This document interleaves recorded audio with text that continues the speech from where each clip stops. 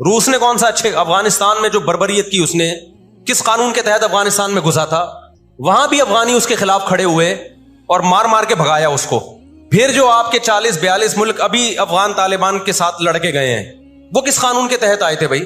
ایک شخص کو پکڑنے کے لیے، اسامہ بن لادن کو پکڑنے کے لیے آپ نے پوری ریاست کی ایسی کی تیسی کر دی. تو ان کے اپنے لیے اصول کچھ اور ہیں، ہمارے لیے اصول بولو کچھ اور ہیں. اس لیے انصاف اصل کب ہوگا میرے بھائی؟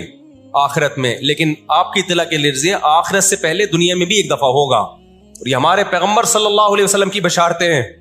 آج وہ فلسطینی نہتے ہو چکے ہیں، نہ مصر میں ان سے لڑنے کی طاقت ہے کیونکہ مصر 3 جنگیں لڑ کے ہار چکا ہے، نہ شام میں ان سے لڑنے کی، شام کے اندر تو خود ایسی سازشیں کی ہیں کہ اس کو کھوکھلا کر دیا. جو بھی طاقتور ملک تھے اسرائیل نے ان کو اپنے راستے سے پہلے ہی ہٹا دیا. اور یاد رکھو اسرائیل صرف فلسطین نہیں چاہتا ہے، یہ ہماری بھول ہے. اسرائیل گریٹ اسرائیل کا قائل ہے جس میں بہت بڑا خطہ ہے جس پہ وہ قبضہ کرنا چاہتا ہے. یہ یہاں رکے گا نہیں. اگر آج ہم غزہ کو اسرائیل کے حوالے کر دیں کہ چلو دنیا میں امن آ جائے گا، ایک حکومت ان کو دے دی جائے، چند لوگوں کو ہتھیار ڈلوا کے ان کو کنٹرول دے دیا جائے، تو یہ آپ کی بھول ہے. قرآن کہہ رہا ہے وَيَسْعَوْنَ فِي الْأَرْضِ فَسَادًا، ان کی فطرت میں ہے کہ یہ زمین میں ہمیشہ فساد مچاتے رہیں گے. جو بات ہٹلر نے کہی تھی وہ قرآن 1400 سال پہلے کہہ چکا تھا. ہٹلر نے قرآن میں دیکھ کے نہیں کہی ہے، ہٹلر نے تو مشاہدہ کر کے کہی تھی یہ بات. نہ مصر میں لڑنے کی طاقت، 3 جنگیں ہار چکا ہے، نہ لبنان میں لڑنے کی طاقت، نہ اردن میں لڑنے کی طاقت، نہ شام میں لڑنے کی طاقت. سعودی عرب اور اسرائیل کے حالات اچھے ہونے جا رہے تھے، یہ واقعہ ہوا، سعودی عرب نے الحمدللہ یو ٹرن لے لیا. ایک اچھا اقدام ہے سعودی عرب کا، ورنہ تو یہ مسئلہ دب گیا تھا.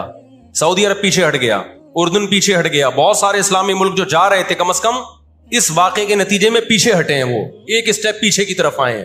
اور اب اتنی جلدی یہ آگے جا نہیں سکتے، ان کی اپنی عوام نہیں چھوڑے گی ان کو. اگر یہ آگے کی طرف گئے، یہودیوں سے انہوں نے دوستی لگانے کی، اسرائیل سے دوستی لگانے کی کوشش کی. میں بار بار کہتا ہوں جب میں یہودی کا لفظ استعمال کرتا ہوں تو اس سے صہیونی اور اسرائیلی مراد ہوتے ہیں جو اسرائیل کو سپورٹ کر رہے ہیں. سارے یہودی اس میں داخل نہیں ہیں. آج بھی بہت سارے یہودی وہاں فلسطینیوں کو سپورٹ کر رہے ہیں، دنیا میں مظاہرے ہو رہے ہیں فلسطینیوں کے حق میں. ہمیں اس بارے میں کیا ہدایات ملتی ہیں قرآن و سنت میں؟ وقت بتائیے، یہ گھڑی آگے تھوڑی سی، وقت کافی زیادہ ہو گیا. میں انشاءاللہ ہمیں اس بارے میں قرآن و سنت میں کیا ہدایات ملتی ہیں اس پر میں انشاءاللہ جمعے کی نماز کے بعد کچھ دیر بات کروں گا. وقت چونکہ بہت ہو گیا، جمعے کی نماز پھر لیٹ ہو جاتی ہے.